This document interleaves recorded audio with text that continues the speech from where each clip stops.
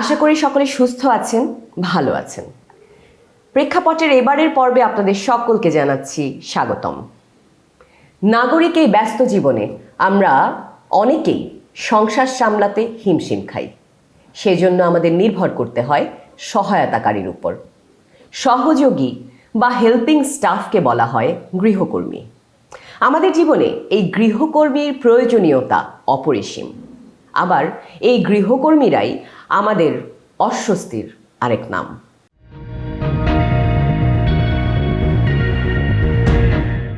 এই শ্রেণীর তো একটা শ্রেণী, তাদের একটা মর্যাদা দেওয়া উচিত। এটা তো আমরা এটাকে একটা মানুষ হিসেবে গণ্য করি অনেক জায়গায়। আজকালকার সবার ঘরেই গৃহকর্মী দরকার আছে, আর ছোট বেবি যাদের আছে তাদের তো একদম ম্যান্ডেটরি হয়ে গেছে। গৃহকর্মী ছাড়া আমরা একদমই চলতে পারি না। আর আমার মনে হয় যে একটু মানে পরিচিতর মধ্যে রাখাটাই ভালো। একদম আননোন কাউকে ঘরে ঢুকানো অ্যাকচুয়ালি ঠিক না। কাজে ভুল হইতেই পারে, সেই জায়গা থেকে আমি মনে করি যে এক্সকিউজ করা যেতে পারে। বেশি হয়ে গেলে তখন একটু বকাঝকা ওইরকম না আর কি। একজন মানুষ হিসেবে যেটুকু বোঝানোর দরকার সেটুকু বোঝাইলে কিন্তু হয়ে যায়। কিন্তু গায়ে হাত দেওয়া, খুন্তি দিয়ে মারা, গা পুড়িয়ে দেওয়া, অমানবিক অত্যাচার করা আর কি, এটা ঠিক না। এগুলো কখনোই মানুষ হিসাবে আমি মনে করি ঠিক না। আমিও জব করি, তো আমার মতে ওনারা যেহেতু কাজ করে, এটা কিন্তু ওনাদের জব। তো আমরা যেরকম অফিসিয়ালি একটা রেসপেক্ট পাই, ওনাদেরকেও সেই রেসপেক্টটা দেওয়া উচিত আমি মনে করি। আমাদের প্রতিদিনের জীবনে গৃহকর্মীর উপর নির্ভরতা বাড়ছে দিনকে দিন। বাড়ছে নানা সমস্যা ও অভিযোগ, কিন্তু এই অভিযোগের কোনোটাই একপাক্ষিক নয়। গৃহকর্মীর উপর নির্যাতনের বিভিন্ন ঘটনা যেমন আমাদের আলোড়িত করে, তেমনি গৃহকর্মীদের হাতে পরিবারের সদস্যদের নির্মম হত্যাকাণ্ডের ঘটনা স্তম্ভিত করে গোটা দেশকে। এবারের প্রেক্ষাপটে গৃহকর্মীদের নিয়ে নানা রকম সমস্যার কারণ ও সমাধানের পথ খুঁজব আমরা। প্রতিদিনের জীবনে আমরা যাদের উপর সবচেয়ে বেশি নির্ভরশীল তারা হলেন গৃহকর্মী। ঘর পরিষ্কার, থালা বাসন কাপড় ধোয়া, রান্না থেকে শুরু করে অধিকাংশ গৃহস্থালী কাজ করে থাকেন যে ব্যক্তি, তিনিই গৃহকর্মী। এর বিনিময়ে গৃহকর্মী পান একটি নির্দিষ্ট পারিশ্রমিক। গৃহকর্মী বাংলাদেশের সবচেয়ে বড় অপ্রাতিষ্ঠানিক শ্রমখাত। আমি এদেরকে গৃহকর্মী বলতে নারাজ, কেননা তারা আমাদেরকে নানাভাবে তারা আমাদেরকে যেভাবে সাপোর্ট দেন, সো তারা আমাদের পরিবারে একটি গুরুত্বপূর্ণ এবং অবিচ্ছেদ্য অঙ্গ। বিশেষ করে শহর জীবনে এদের প্রয়োজনীয়তা অনেক।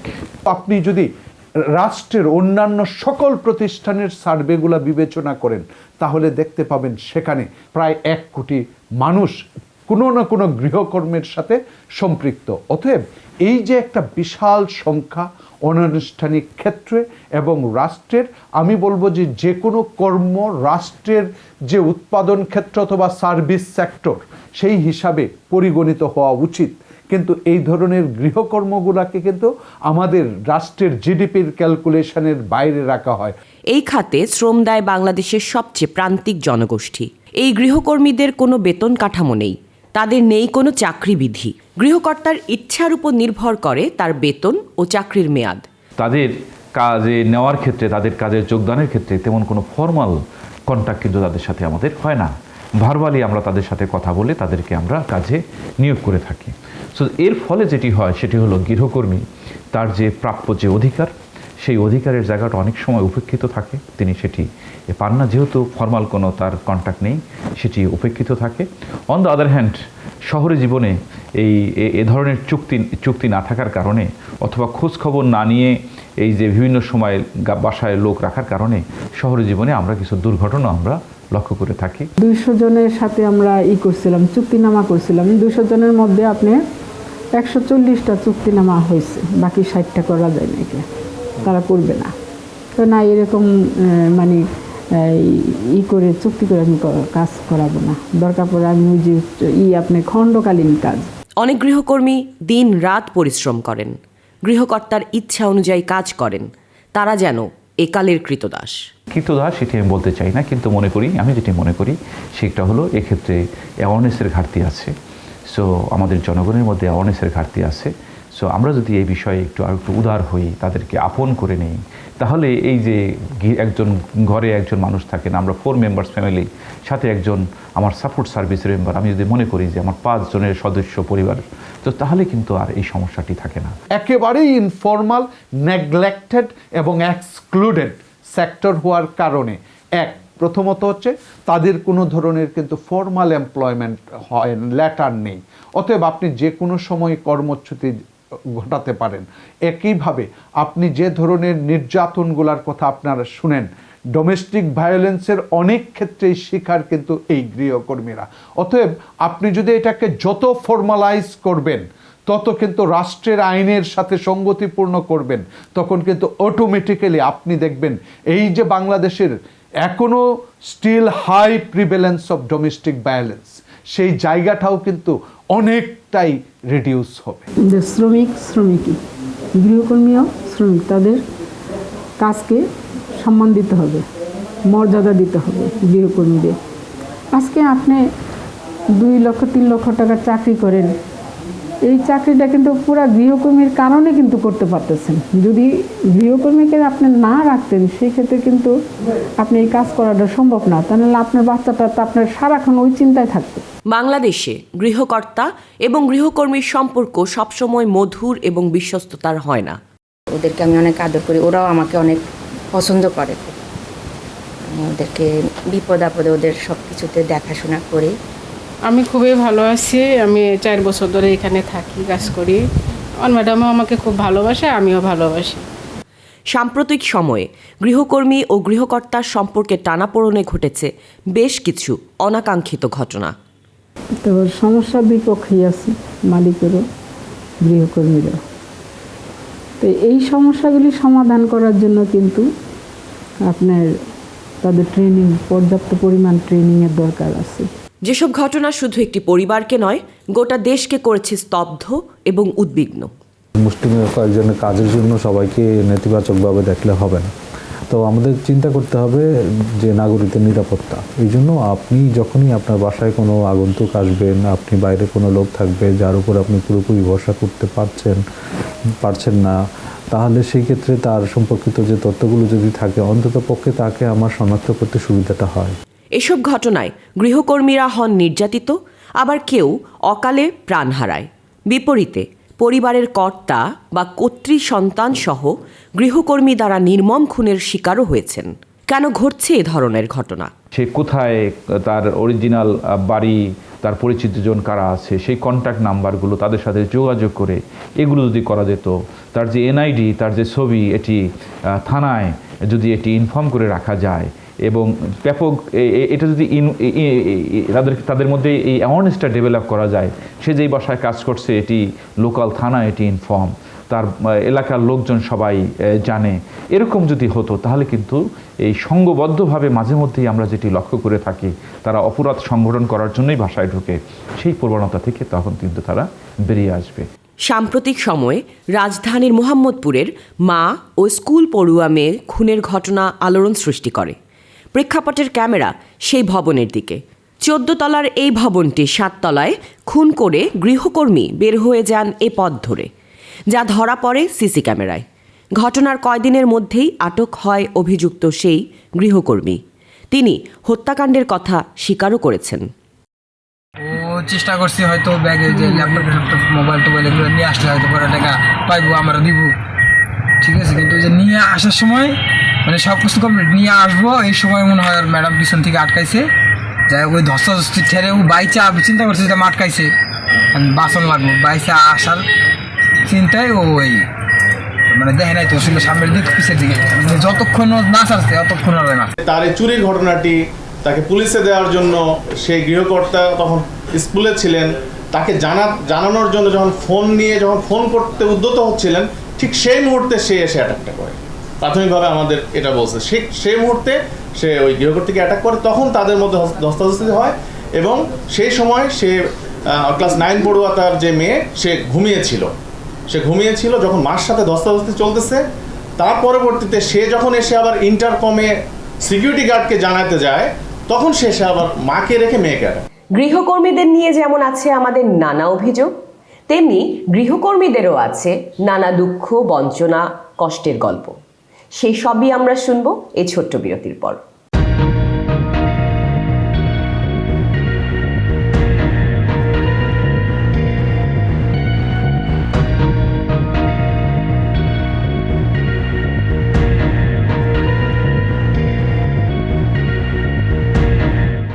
এরকম ঘটনা ঘটছে আমাদের চারপাশে। অনেকেই এখন গৃহকর্মী আতঙ্কে আছেন। গৃহকর্মী নির্ভরতার কারণে একদিকে যেমন তাদের বাদ দেওয়া সম্ভব হচ্ছে না, অন্যদিকে তাদের নিয়ে উদ্বেগও বাড়ছে। অনাকাঙ্ক্ষিত এসব ঘটনা এড়াতে কি করা হচ্ছে? আমার বাসায় যদি একজন গৃহকর্মী রাখি আমরা কিন্তু ভয় পাই, কারণ আমার ছেলে মেয়ে বাচ্চা কাচ্চা রেখে যেতে হয়। আমি তাকে চিনি না, জানি না, তাই না, অনিশ্চয়তা আর কি। তো এই জন্য কিন্তু গৃহকর্মীদের আপনার যে একটা মানুষকে রাখতে হলে তার কিছু প্রমাণ রাখতে হয়। তো ম্যানেজার হিসেবে তো অনেক নিয়মই আছে, তারপর সিকিউরিটির যে সিকিউরিটি মেনটেন্সের ব্যাপারটা, যে কোনো লোক আসলে ফোন দিয়ে পাঠাতে হয়, খাতা এন্ট্রি করতে হয়, তারপর আপনার গেস্টের খাতা এন্ট্রি করতে হয়, ড্রাইভারদের খাতা এন্ট্রি করতে হয়, এন্ট্রি করে উপরে পাঠানো হয় আর কি। কাজের বুয়া বেশিরভাগই ছোটা বুয়া, বেশিরভাগই ক্যাম্প থেকে আসে বা বাহির থেকে এসে ছোটা এসে কাজ করে চলে যায়, এরকমই বেশি। মার্ডার হওয়ার পরে ভোটার আইডি কার্ড নিছে, ছবি নিছে, আর কোথায় থাকি সব তো লেখাই আছে ভোটার আইডি কার্ডের ফটোকপি। রাজধানীর সেন্ট্রাল রোড, রাস্তার দুপাশে বসে আছেন অভিভাবক। ঘড়িতে তখন দুপুর। এই সময়টাতে সাংসারিক কাজে যাদের রান্নাঘরে থাকার কথা, ঠিক তখন তারা সন্তানদের স্কুলের সামনে। তাহলে গৃহের কাজ করছে কে? গৃহকর্মী দিয়েই তবে সংসারে নানা কাজ করানো হয়? না, আমার কোনো কাজের বুয়া নাই, আমি নিজেই নিজেরটা করি। আর এখন কাজের বুয়া তো ভীষণ ভয় ভাই, যা দেখা যাচ্ছে ওদেরকে নিয়ে তো খুব ভয় হয়, তাহলে মানুষ কিভাবে রাখবে? তো আমার সময়ের কারণে আমি সময় দিতে পারি না বলে আমি তার হেল্প নিচ্ছি। তার ছবি তুলে রাখছি, তার একটা এনআইডি কপি আমার কাছে আছে। হ্যাঁ, একটু তো নির্ভরশীল হইতেই হয়, যেহেতু বাচ্চা টাচ্চা নিয়ে আমাদের বের হইতে হয়, বাসায় কাজটা থাকে, ওই জন্য একটু তো করাইতেই হয়। কাজের বুয়া ছাড়া তো চলেই না, আসলে ঘর মোছা, কাপড় ধোয়া, এগুলো করতেই হয়, অতএব ওদের উপরে নির্ভরশীল কোনো রকম হতেই হয়। গৃহকর্মী নিয়ে কেন এত অস্বস্তি আর আতঙ্ক? তবুও কেন গৃহকর্মীদের উপরই নির্ভর করতে হচ্ছে? আমার বাসায় একজন গৃহকর্মী, আমার বাসায় একজন সাপোর্ট সার্ভিস থাকা মানে হলো আমি অধিক কর্মঘণ্টা আমি কাজ করার আমি সুযোগ পাচ্ছি। আমার মিসেস যে নারী, তিনি বাসায় থাকার কথা, গৃহকর্মী থাকার কারণে তিনি মেইন স্ট্রিম ডেভেলপমেন্ট ওয়ার্কের ক্ষেত্রে তার ইনভলভমেন্ট অনেক বেশি। সো নারীর অংশগ্রহণ এটি কিন্তু বহুগুণে বাড়িয়ে দিয়েছে গৃহকর্মীদের এই সাপোর্টের কারণে। আবার এর উল্টো পিঠও আছে। গৃহকর্তার নির্মম অত্যাচার ও নির্যাতনের শিকার হন অনেকে। থানায় তো আমাদের যেহেতু পৃথক নারী শিশু হেল্প ডেস্ক রয়েছে, সেখানে গৃহকর্মীরা এসেও তাদের যদি কোনো নির্যাতনের বিষয় থাকে তারা সেগুলো উপস্থাপন করতে পারেন। এর বাইরে ঢাকা মেট্রোপলিটন পুলিশে উইমেন ভিকটিম সাপোর্ট সেন্টার রয়েছে, সেখানে কিন্তু তারা এসে তাদের অভিযোগগুলো দিতে পারেন। মোদ্দা কথা হচ্ছে নাগরিকদের নিরাপত্তা এবং গৃহকর্মীদের সুরক্ষা সব কিছু নিয়েই আমরা কাজ করি, এবং যখনই কোনো ভিকটিম আমাদের কাছে আসে আমরা সেই অনুযায়ী তাদেরকে প্রয়োজনীয় আইনি পরামর্শ থেকে শুরু করে নিরাপত্তা থেকে শুরু করে সব কিছু প্রদান করে থাকি। অন্যায় তো অন্যায়, কেউ যদি কোনো অপরাধ করে তার যথাযথ দেশের যে প্রচলিত আইন, সে আইন অনুযায়ী তার বিচার হওয়াটা বাঞ্ছনীয়। কিন্তু আপনি যে কথাগুলো বললেন যে আমাদের যারা গৃহকর্মী তারা দুর্ঘটনার শিকার হওয়ার পরেও, তারা এফেক্টেড হওয়ার পরেও আমরা লক্ষ্য করি তাদের প্রভাব খাটিয়ে তারা ন্যায্য বিচার থেকে তারা বঞ্চিত হন। এর অন্যতম বড় কারণ হলো সেটি হলো তারা তো কিছুটা ব্যাকওয়ার্ড সিচুয়েশনে, তারা দারিদ্র্যের কষাঘাতে জর্জরিত। সো তাদের সেই পাওয়ার স্ট্রাকচারের সাথে তাদের কানেক্টিভিটি নেই। সো স্বাভাবিকভাবেই যারা শহর জীবনে এসে ধরনের দুর্ঘটনার শিকার হন, নির্যাতনের শিকার হন, শারীরিক এবং অন্যান্য মানসিক নির্যাতনের শিকার হন, সো তখন তারা কিন্তু এই সাপোর্টটি তারা নিতে পারেন না, বিকজ তাদের সেই স্ট্রেংথ নেই, তাদের সেই কানেক্টিভিটি নেই, এবং আমাদের আইনেরও কিছু দুর্বলতা তো নিশ্চয়ই আছে। প্রেক্ষাপট রাজধানীতে ঘটে যাওয়া কয়েকটি আলোচিত ঘটনার রহস্য উন্মোচন করতে চায়। গন্তব্য রাজধানী সেন্ট্রাল রোডের ৭৭ নম্বর বাড়ি। এই ভবনটির দোতলায় হেনা নামের একজন গৃহকর্মী খুন হন। অভিযুক্ত সাথী আক্তার পারভিন ডলিকে আটক হতে হয়।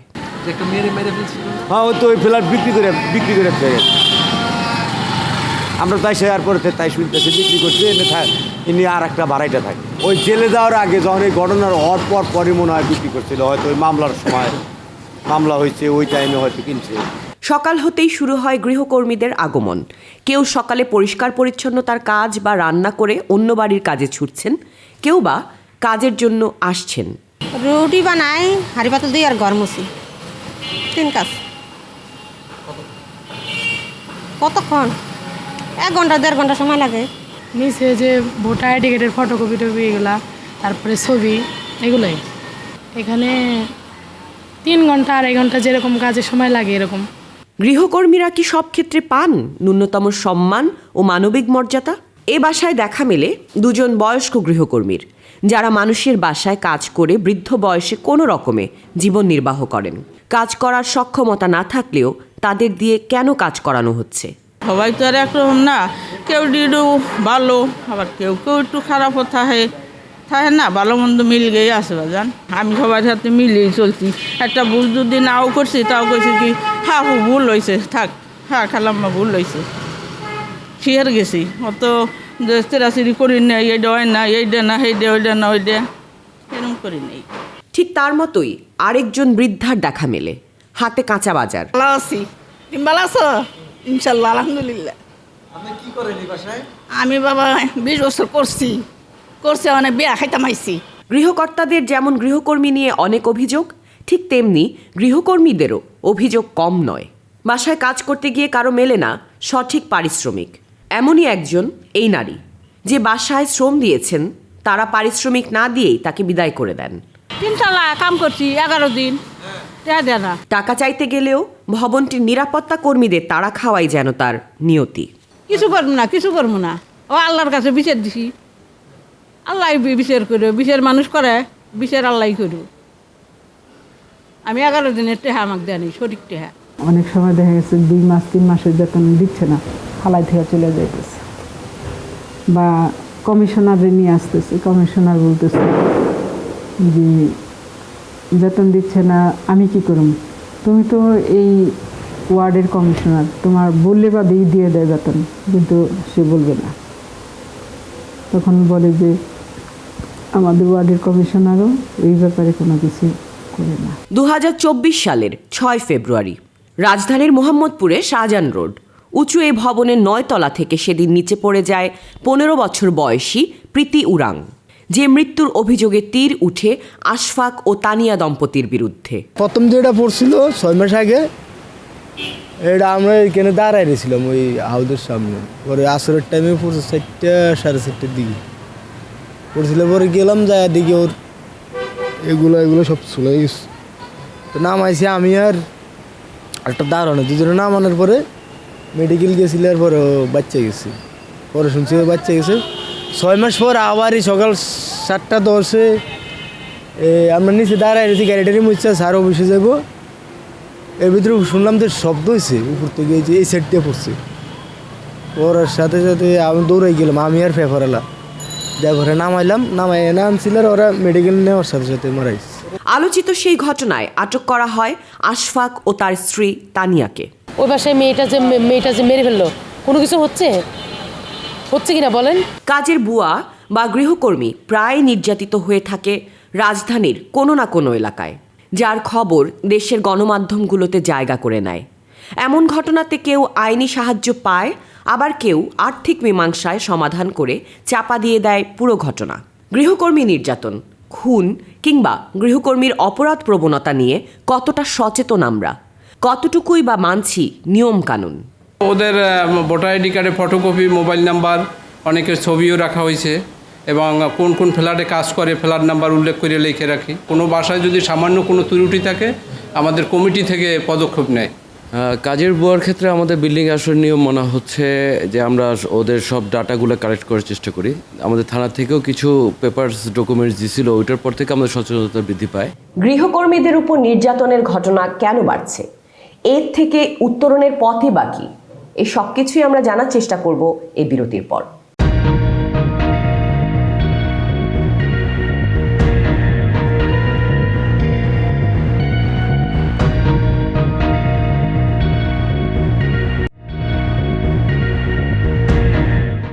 গৃহকর্মীদের সমস্যা সমাধান, সুরক্ষা নিশ্চিতকরণে নেই কোনো আইন, এমনকি দেয়া হয়নি শ্রমিক হিসেবে কোনো স্বীকৃতি। আর গৃহকর্মীর জন্য কিন্তু এখনো তো আপনার এমন একটা ট্রাইব্যুনাল হয় না, এটা যে ট্রাইব্যুনালে যে আমাদের গৃহকর্মীরা যে আইন পাবে বা বিচার পাবে, তাই না, সুরক্ষা পাবে। রাষ্ট্রের যে আইন সেটা যদি প্রতিফলন ঘটানো হয়, অর্থাৎ ইমপ্লিমেন্টেশন করা হয়, তাহলে কিন্তু এই সেক্টরটাকে তারা একটা ভালো পর্যায়ে নিতে পারে। যেটা আমি মনে করি ন্যূনতম মজুরি, সেটা যদি এই সেক্টরটার জন্য যদি একটা স্পেসিফিকেশন থাকে, তাহলে কিন্তু তাদের যে পভার্টির মধ্যে বসবাস করা, সেই জায়গাটা থেকেও কিছুটা উত্তরণের ব্যবস্থা করা যেতে পারে।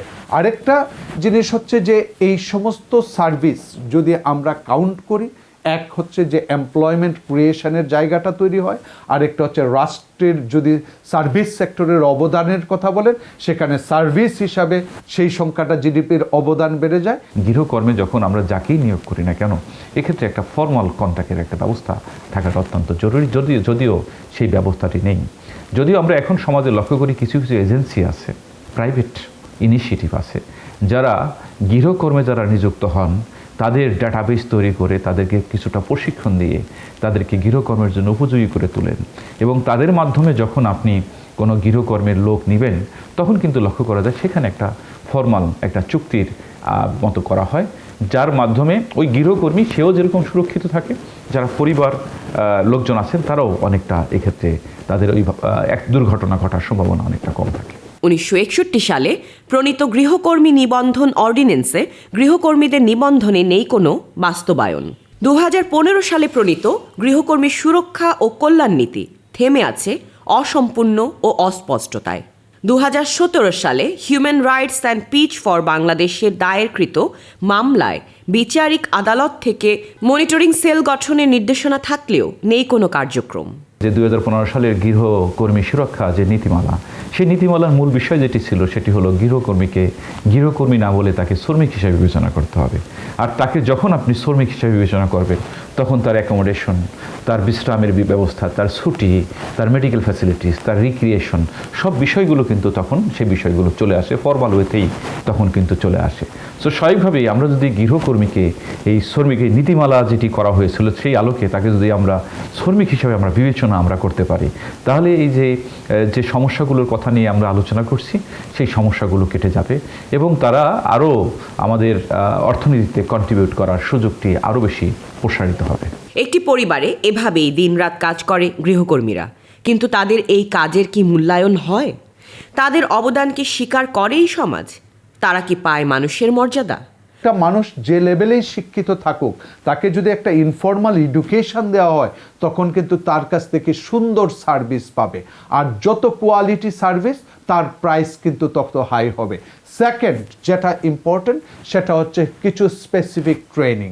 যে গৃহস্থালী কর্ম শুধু আপনি যেভাবে করে ফেলাটা বিষয় না, কত সুন্দর পরিপাটিভাবে আপনি করতে পারেন, এইটার মধ্যেও যে একটা আর্টিস্টিক বিষয় রয়েছে, যার মধ্যে যেটা বেশি প্রতিফলন ঘটবে, তখন তাদের মধ্যে কিন্তু এই সার্ভিসটাকে একটা সার্ভিস হিসাবে মনে হবে, এবং মনে হবে এটা যেহেতু ফর্মাল, আমার সার্টিফিকেশন আছে, অতএব এই বেটার সার্ভিসের বেটার প্রাইসিং, বেটার ওয়েজ, এই জায়গাগুলা কিন্তু তখন প্রতিযোগিতা শুরু হবে। একজন শিশু, কিশোর বা কিশোরী বয়সে থাকা এই মানুষগুলো বছরের পর বছর দিন রাত কাজ করে যায় দুমুঠো ভাত, কাপড় আর গ্রামে থাকা পরিবারের জন্য। এই গৃহকর্মীদের নিয়ে কতটা চিন্তা করেন সংসারের প্রধান?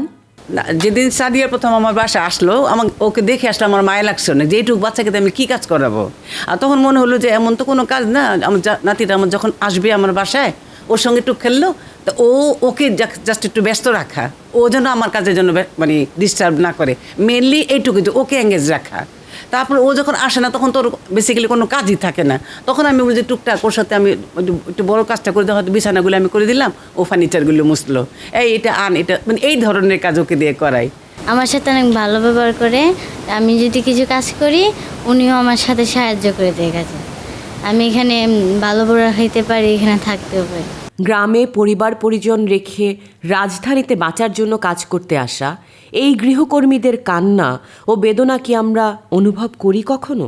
রাজধানীর কয়েকটি থানায় যেতে চায় প্রেক্ষাপট, থানায় গৃহকর্মীর তথ্য দেওয়ার নিয়ম থাকলেও কতটা আইন মানছে ডিএমপি? ঢাকা মেট্রোপলিটন পুলিশ কর্তৃক সিটিজেন ইনফরমেশন ম্যানেজমেন্ট সিস্টেম নামক একটা সফটওয়্যারের মাধ্যমে আমরা নগরবাসীর তথ্য সংগ্রহ করে থাকি এবং সেগুলো সংরক্ষণ করে থাকি। এতে বেশ কিছু উপকার পাওয়া যায়। প্রথমত হচ্ছে কোনো একটা অপরাধ সংগঠিত হলে সেক্ষেত্রে অপরাধীকে শনাক্ত করা, দ্বিতীয়ত হচ্ছে নাগরিকদের সুরক্ষা। আমরা এই যে ফর্মটা আছে সেখানে কিন্তু প্রত্যেকটা নাগরিকের পূর্ণাঙ্গ তথ্যগুলো থাকে এবং এর বাইরে কোনো বাসা বাড়িতে গৃহকর্মী, তাদের যে ড্রাইভার এবং বাসার যে দারোয়ান সবার তথ্য কিন্তু সন্নিবেশিত করার কথা ছিল এবং সেই অনুযায়ী অনেকেই তথ্যগুলো দিয়ে থাকেন। আমরা বাকি যারা নগরবাসী আছেন, যারা এখনও পর্যন্ত সিআইএমএসে অন্তর্ভুক্ত হন নাই, তাদেরকে অনুরোধ করছি আপনারা আপনাদের তথ্যগুলো দিয়ে আমাদের সহযোগিতা করুন। তাহলে এই যে কোনো সময় বাসার যে গৃহকর্মী বা এরকম অন্য কারো দ্বারা যে কোনো অপরাধ সংঘটিত হলে সেক্ষেত্রে আমরা তাদেরকে দ্রুত শনাক্ত করতে পারবো। রাজধানীর গুলশান থানা একজন গৃহকর্মীর তথ্য সংগ্রহ কিভাবে করছেন? আমরা যে ভাড়াটিয়ার তথ্য ফর্ম আমরা সংগ্রহ করার পরে এখানে বাড়িওয়ালার পূর্ববর্তী বাড়িওয়ালার যে নাম ঠিকানা আছে, মোবাইল নাম্বার প্লাস গৃহকর্মীর যে নাম ঠিকানা আছে, ওই বাসায় যারা যারা বসবাস করে এদের যে ঠিকানাগুলো আছে, মোবাইল নাম্বার আছে, বয়স, এগুলো আমরা সার্ভারে এন্ট্রি দিয়ে থাকি। এটা আসলে প্রত্যেকটা বাসায় গৃহকর্মী কারা আসছেন, কারা কাজ করছেন, এটা তো ওভাবে নজরদারি করা একটা বড় ধরনের চ্যালেঞ্জ। যদি নাগরিকেরা তাদের তথ্যগুলো আমাদের কাছে দেন যে কোন বাসায় কোন গৃহকর্মী কাজ করছে, সেই ক্ষেত্রে আমরা তো তাদেরকে অপরাধী হিসাবে দেখছি না, আমরা তাদেরকে দেখছি আমাদের কাজে সহযোগী হিসাবে। এখন যদি যারা অসৎ উদ্দেশ্যে কোনো কাজ করে, যেমন কোনো বাসায় যদি কাজের সুযোগ নিয়ে তারা সেখান থেকে কোনো কিছু তসরুফ করে বা অন্য কোনো অপরাধের সাথে জড়িত হয়, যদি তাদের তথ্যগুলো আমাদের কাছে পূর্ব থেকে থাকে তাহলে আমরা তাদেরকে সহজে শনাক্ত করে আইনের আওতায় নিয়ে আসতে পারি এবং এই জন্য আমাদের জনগণের তথা নগরবাসীর সহযোগিতাটা একান্ত প্রয়োজন। গৃহকর্মীরা কাজ করে ঘরে ঘরে, যাদের কর্মঘণ্টা 10 ঘন্টারও বেশি। প্রত্যেকটি মানুষেরই কিন্তু একটা কর্মঘণ্টা রয়েছে। আমি যেমন বিশ্ববিদ্যালয়ের প্রফেসর, আমার একটা কর্মঘণ্টা রয়েছে। আপনি মিডিয়াতে কাজ করেন, আপনারও একটি কর্মঘণ্টা রয়েছে। কিন্তু গৃহকর্মে যারা নিযুক্ত থাকেন, যদিও বলা হয় যে সকাল থেকে সন্ধ্যা, কিন্তু সে কিন্তু যখন যে প্রয়োজনটা তাকে কিন্তু সেটি মিট আপ করতে হয়, যে কারণে তার বেলায় কিন্তু এই কর্মঘণ্টার যে বিষয়টি সেটি কিন্তু উপেক্ষিত থাকে। শুধুমাত্র কর্মঘণ্টা নয়, বাসায় কাজের ক্ষেত্রে কর্মঘণ্টা নয়, প্রত্যেকটি মানুষের তার একটু বিশ্রামের বিষয় রয়েছে, তার একটু চিত্ত বিনোদনের বিষয় রয়েছে, বাইরে ঘুরতে যাবে সেটি বিষয় রয়েছে, এবং সে অসুস্থ হলে তার ট্রিটমেন্ট, মেডিকেল ফ্যাসিলিটিস সেই বিষয়টি রয়েছে। সো এই যে বিভিন্ন বিষয়গুলো আমরা লক্ষ্য করব যে এটা অনেক ক্ষেত্রেই এটি উপেক্ষিত থাকে। পারিবারিক জীবনে গৃহকর্মীর উপর আমরা নির্ভরশীল প্রচণ্ডভাবে, কিন্তু আবার গৃহকর্মী নিয়ে থাকি আতঙ্কে। এই অবিশ্বাস আর অনাস্থার সম্পর্কের অবসান ঘটাতে হবে। গৃহকর্মী নিয়োগে দরকার সুনির্দিষ্ট আইন ও নীতিমালা, দরকার মানবিক দৃষ্টিভঙ্গি ও সামাজিক সচেতনতা। গৃহকর্মী নিয়োগের আগে যেমন আমাদের যথেষ্ট সতর্কতা অবলম্বন করা প্রয়োজন, তেমনি গৃহকর্মীদের সাথেও আমাদের মানবিক আচরণ করা অত্যন্ত প্রয়োজন। তবে সবচেয়ে ভালো হয় গৃহকর্মীদের উপর নির্ভরতা কমানো। মনে রাখবেন, নিজের কাজ নিজে করার আনন্দ অনেক বেশি। আজ এ পর্যন্তই। সকলে সুস্থ থাকুন, নিরাপদ থাকুন।